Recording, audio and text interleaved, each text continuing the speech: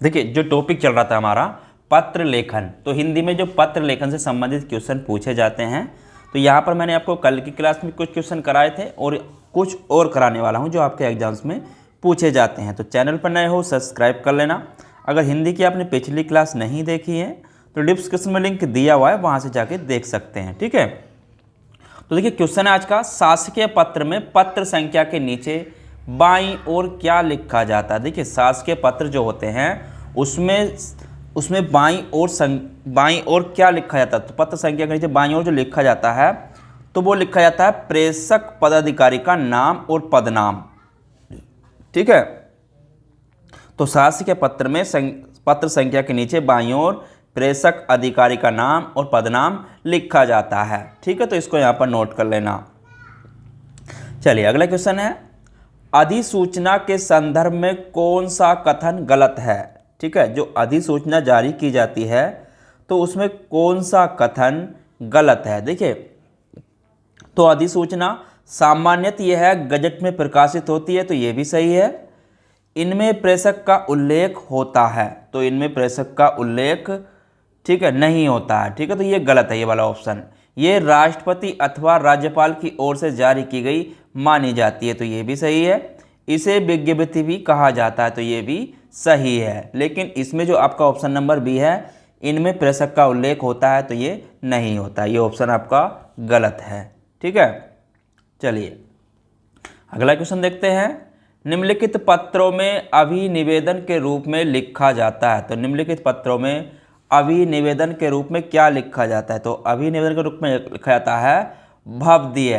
ठीक है, क्या लिखा जाता है, भवदीय लिखा जाता है। अगला क्वेश्चन है, संक्षेपण कितने शब्दों में लिखना चाहिए। तो संक्षेपण कितने शब्दों में लिखना चाहिए। देखिए संक्षेपण की अगर बात करूं तो 1/3 शब्दों में लिखना चाहिए। संक्षेपण 1/3 शब्दों में लिखना चाहिए। ठीक है, देखिए किसी भी विस्तृत विवरण से विस्तृत व्याख्या व्यवलेख तथ्यों के निर्देशों को ऐसे संयोजन को संरक्षण कहते हैं जिसमें अप्रासंगिक अशब्द पुनरावृत्त आवश्यक बातों को त्याग और सभी अनिवार्य उपयोगी और मूल तथ्यों को प्रभावपूर्ण संकलन हो संक्षिप्त संप्रेषण का एक प्रधान गुण होता है। ठीक है, संप्रेषण को क्या कहते हैं, सामान्यतः मूल का 1/3 या 1/3 शब्दों में होना चाहिए। चलिए अगला क्वेश्चन है, व्यक्तिगत पत्र किनके माध्यम लिखा जाता है। तो व्यक्तिगत पत्र किनके माध्यम लिखा जाता है। देखिए व्यक्तिगत पत्र जो होता है वो आपके सगे संबंधियों मित्रों के साथ लिखा जाता है। ठीक है, सगे संबंधी मित्रों के मध्य लिखा जाता है व्यक्तिगत पत्र। अगला क्वेश्चन है, निम्नलिखित में से कौन सा अनौपचारिक पत्र का उदाहरण है। तो अनौपचारिक पत्र क्या होता है। देखिए अनौपचारिक पत्र की अगर बात करूं तो अनौपचारिक जो पत्र होते हैं, देखिए अनौपचारिक पत्र तो अनौपचारिक पत्र देखिए तो इसमें मोहल्ले में बिजली की समस्या पत्र के जिलाधिकारी पत्र अनौपचारिक है, तो ये नहीं, ये आपका अनौपचारिक पत्र नहीं है। ठीक है, दूसरा बहन के विवाह में शामिल होने के लिए मित्र को लिखा गया पत्र, तो आपका ये औपचारिक पत्र है। ठीक है, अनौपचारिक पत्र है, क्योंकि अनौपचारिक पत्र है आपका अनौपचारिक पत्र ऐसा पत्र होता है जिसमें निजी जीवन से जुड़े हों। ठीक है, अनौपचारिक पत्र क्या होता है, जो निजी जीवन से जुड़े हों। ठीक है, जो निजी जीवन से जुड़े हों, जुड़े लोग, परिवार के सदस्य, रिश्तेदार और मित्रों को लिखा जाता है। किन लिखा जाता है, परिवार के सदस्य को। ठीक है, परिवार के सदस्य को, मित्रों को, रिश्तेदारों को। ठीक है, मित्रों को और रिश्तेदारों को ये आपका अनौपचारिक पत्र लिखा जाता है।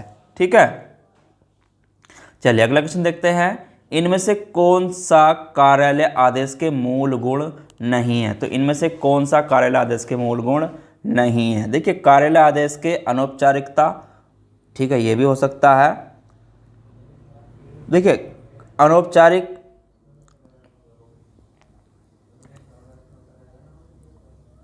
के गुण नहीं है। नपातुला, नापातुला ये भी हो सकता है। निर्व्यक्तिक ये भी हो सकता है। बाहर भीतरी बातें, तो ये इसका गुण नहीं है। ठीक है, देखिए बाह्य कार्यालय के मूल अथवा बाहर वित्तीय बातें सम्मिलित नहीं है। बाकी आपका औपचारिकता नापातुला, वैयक्तिक, संतुलित, निरंतरता कार्यालय के प्रमुख गुण हैं। तो ये बाकी हैं, ये आपका नहीं है। ठीक है।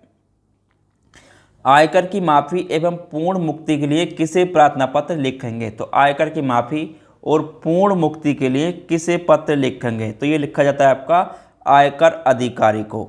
ठीक है, किसे लिखा जाता है? आयकर अधिकारी को। चलिए अगला क्वेश्चन है, मुख्य बिजली के बल्बों के ऑर्डर के निष्क्रियकरण की सूचना देते हुए किसे पत्र लिखेंगे? तो मुख्य बिजली के बल्बों के ऑर्डर के निष्क्रियकरण की सूचना देते हुए किसे पत्र लिखेंगे? तो ये लिखा जाएगा संभरक को। ठीक है, किसे लिखा जाएगा? संभरक को। देखिए तो संभरक को, ये मतलब संभरक क्या हो गया? सप्लायर को लिखेंगे। ठीक है, ये सप्लायर होता है। संभरक जो होता है ये होता है सप्लायर। ठीक है, कौन होता है? सप्लायर। ठीक है, तो इस चीज़ का आपको ध्यान रखना है। यहाँ पर आपका सप्लायर भी दे देता है कभी कभार, तो सप्लायर को हम ये पत्र लिखेंगे। ठीक है। अगला क्वेश्चन है, कार्यालय आदेश किसके लिए निकाले गए आदेशों की सूचना है? तो कार्यालय आदेश किसके लिए निकाले गए आदेशों की सूचना होती है? तो कार्यालय आदेश की अगर बात करूं तो कार्यालय आदेश मंत्रालय, अनुभव, संबंध विभाग, ठीक है, ये भी हो सकता है, यानी कि सभी विकल्प इसमें आपके सही हैं। तो कार्यालय आदेश मंत्रालय, संबंध विभाग, ठीक है, अनुभव इत्यादि के निकाले गए आदेशों की सूचना होती है। ठीक है। चलिए अगला क्वेश्चन है, छोटे संबंधियों को पत्र में संबोधन क्या लिखेंगे? तो छोटे संबंधियों को पत्र में हम क्या लिखेंगे? छोटे संबंधी जो होते हैं, अगर उनकी बात करूं तो पत्र में उन्हें क्या लिखते हैं हम?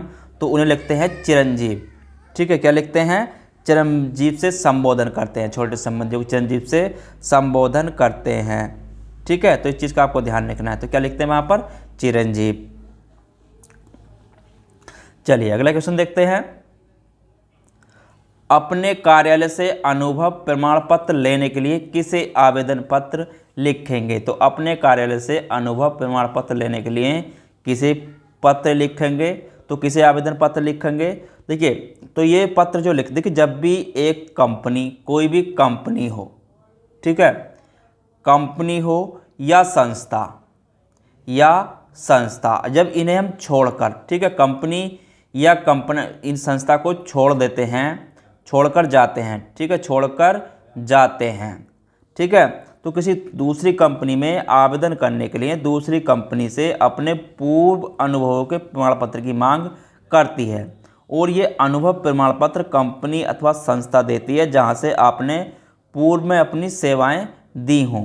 तो अनुभव प्राप्त करने के लिए कंपनी या संस्था के मुख्य कार्यकर्ता या व्यवस्थापक महोदय को पत्र लिखा जाता है। ठीक है, तो या तो मुख्य कार्यकर्ता या वहाँ का जो व्यवस्थापक महोदय है, ठीक है, तो उसे हम पत्र लिखते हैं, तो इसे व्यवस्थापक महोदय या मुख्य कार्यकर्ता को पत्र लिखते हैं। ठीक है।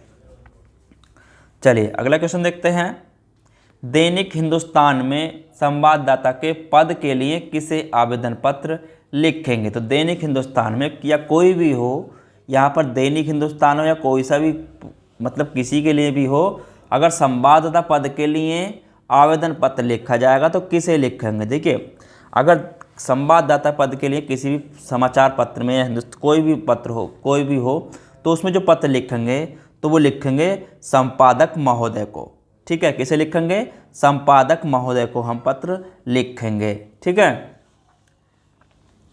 चलिए अगला क्वेश्चन देखते हैं, बस स्टैंड के पास आवारा लड़कों के व्यवहार को बताते हुए तथा उनके खिलाफ छेड़खानी के विरुद्ध एफआईआर दर्ज कराने के लिए किसे आवेदन पत्र लिखेंगे? देखिए अगर ऐसी कोई भी चीज़ है तो अगर एफआईआर, मतलब एफआईआर दर्ज किसके पास होती है? तो एफआईआर दर्ज जो होती है, अगर इनके ऑप्शन के अनुसार से देखें तो एफआईआर दर्ज किसे आवेदन लिखते हैं? तो एफआईआर दर्ज में थाना अध्यक्ष महोदय के, मतलब थाना अध्यक्ष जो महोदय होता है उसके नाम से एफआईआर, मतलब उन्हें एफआईआर लिखवाई जाती है। ठीक है, तो किसे आवेदन देते हैं? थाना अध्यक्ष महोदय को। ठीक है।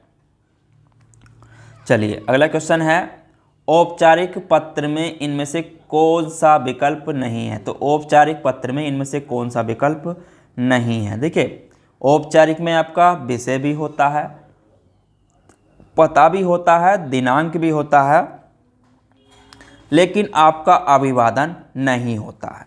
ठीक है, औपचारिक पत्र उन लोगों को लिखा जाता है जिनसे हमारा कोई संबंध नहीं होता है। ठीक है, तो इस प्रकार के पत्रों का प्रयोग जो किया जाता है औपचारिक का, सरकारी कार्यालयों में किया जाता है। ठीक है, सरकारी कार्यालयों में किया जाता है औपचारिक पत्रों का प्रयोग। ठीक है, तो सभी सरकारी कामकाजों में होता है। औपचारिक पत्र में आपका विषय, पता, दिनांक सभी होते हैं। ठीक है, जबकि अभिवादन की अगर बात करूं तो अभिवादन का प्रयोग अनौपचारिक पत्र में किया जाता है। किसमें किया जाता है? अनौपचारिक पत्र में। ठीक है, अनौपचारिक पत्र में किया जाता है अभिवादन का प्रयोग। ठीक है, चलिए अगला क्वेश्चन देखते हैं।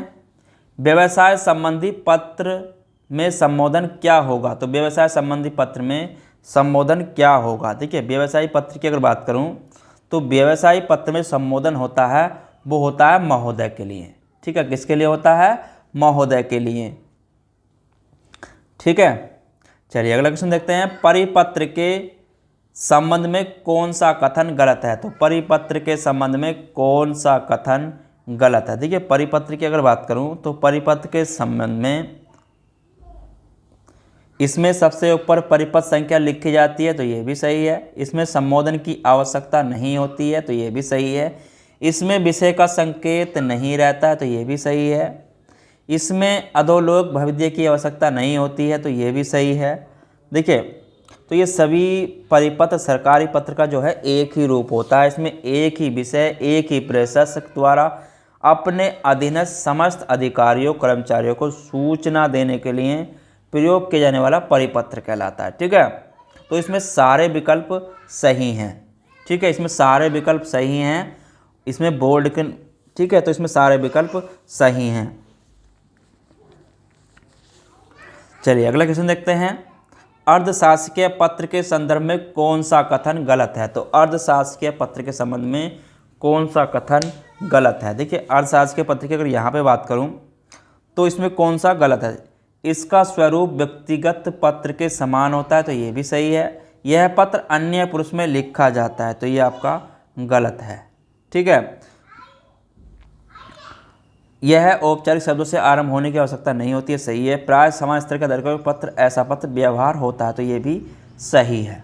देखिए, तो किसी भी सरकारी, अर्ध सरकारी द्वारा अपने कर्मचारियों, गैर सरकारी व्यक्तियों को सरकारी कार्य के संदर्भ में किसी खास मामले में ध्यान आकर्षित करने के लिए या विचार विमर्श, सहमति, स्पष्टीकरण, सूचनाओं के आदान प्रदान करने के लिए व्यक्तिगत स्तर पर जो लिखा जाता है, तो वो आपका अर्ध सरकारी पत्र लिखा जाता है। ठीक है, अर्ध सरकारी पत्र जो होता है हमेशा उत्तम पुरुष में, ठीक है, तो उत्तम पुरुष, प्रथम पुरुष, मित्रतापूर्ण शब्दों में लिखा जाता है। तो इसमें अभिवादन संबोधन का विशेष महत्व होता है। ठीक है, तो ये आपका उत्तम पुरुष में लिखा जाता है, इसके ध्यान रखना है आपको। अन्य पुरुष में नहीं लिखा जाता है। किस में लिखा जाता है? आपका उत्तम पुरुष में। ठीक है, तो इसका भी ध्यान रखना है, इसको यहाँ पर नोट कर लेना। ठीक है, उत्तम पुरुष जिसे बोलते हैं प्रथम पुरुष। ठीक है, चलिए अगला क्वेश्चन देखते हैं। माता पिता के द्वारा पुत्र को लिखे गए पत्र में माता पिता के द्वारा क्या अभिवादन किया जाना चाहिए? तो माता पिता के द्वारा पुत्र को लिखे गए पत्र में माता पिता द्वारा अभिवादन क्या दिया जाना, क्या कहना चाहना चाहिए? देखिए, माता पिता जो अभिवादन करते हैं वो करते हैं शुभ आशीर्वाद से। ठीक है, शुभ आशीर्वाद से अपने माता पिता जो अभिवादन करते हैं वो शुभ आशीर्वाद से करते हैं। ऐसे पत्र क्या कहलाते हैं? अनौपचारिक पत्र के अंतर्गत आते हैं। ठीक है, इन्हें गैर सरकारी पत्र भी कहते हैं। ठीक है, तो जिन लोगों के जीवन व्यवहार में लाते हैं उन्हें हम अनौपचारिक पत्र कहते हैं। ठीक है, तो ये संबंधियों के पत्र, बधाई पत्र, शोक पत्र, परिचय पत्र, निमंत्रण पत्र, विविध पत्र प्रकार के होते हैं। ठीक है, चलिए अगला क्वेश्चन देखते हैं। अधिसूचना प्रकाशित होती है, तो अधिसूचना जो प्रकाशित होती है वो किस में होती है? देखिए, अधिसूचना की अगर बात करूं तो अधिसूचना हमेशा सरकारी गजट में प्रकाशित होती है। कहाँ पर होती है? सरकारी गजट में प्रकाशित होती है। अंग्रेजी भाषा में अधिसूचना को नोटिफिकेशन कहते हैं। क्या कहते हैं? नोटिफिकेशन अंग्रेजी में। ठीक है, तो नोटिफिकेशन इसे कहते हैं अंग्रेजी भाषा में। ठीक है, यानी कहते हैं नोटिफिकेशन आ गया तो ये नोटिफिकेशन होता है अधिसूचना, और ये सरकारी गजट में प्रकाशित होती है। सरकारी स्तर पर अधिसूचना का प्रयोग जो होता है भारतीय गजटों में प्रकाशित सरकारी नियम, आदेश, अधिकार और नियुक्तियों की सूचना के प्रारंभ में प्रकाशित होता है। ठीक है, तो आज के टॉपिक में इतना ही। कल में इसमें जो क्वेश्चन और बचेंगे थोड़े से और हैं जो आपके इस प्रकार के क्वेश्चन पूछे जाते हैं यहाँ पे करा दूंगा, और बाकी आपके सारे थ्योरी में लेकर चलूँगा। जो क्लास मेरी हिंदी की चलेगी आपके लिए निःशुल्क रहेगी, सारा A to Z आपका किसी भी एग्जाम्स के लिए, मैं UP++ का हो या किसी का भी हो, तो सभी के लिए एक ऐसी क्लास आपके लिए लेकर आऊँगा जिसमें आपका सारा सिलेबस हिंदी का कवर हो जाएगा। फिर आपको किसी भी परीक्षा के लिए हिंदी पढ़ने की आवश्यकता नहीं पड़ेगी। ठीक है, तो सारा उसमें कवर हो जाएगा जिसमें आपकी हिंदी पूछी जाती है। तो चलिए मिलते हैं फिर कल इसमें आगे के क्वेश्चनों के साथ। जब तक के लिए धन्यवाद।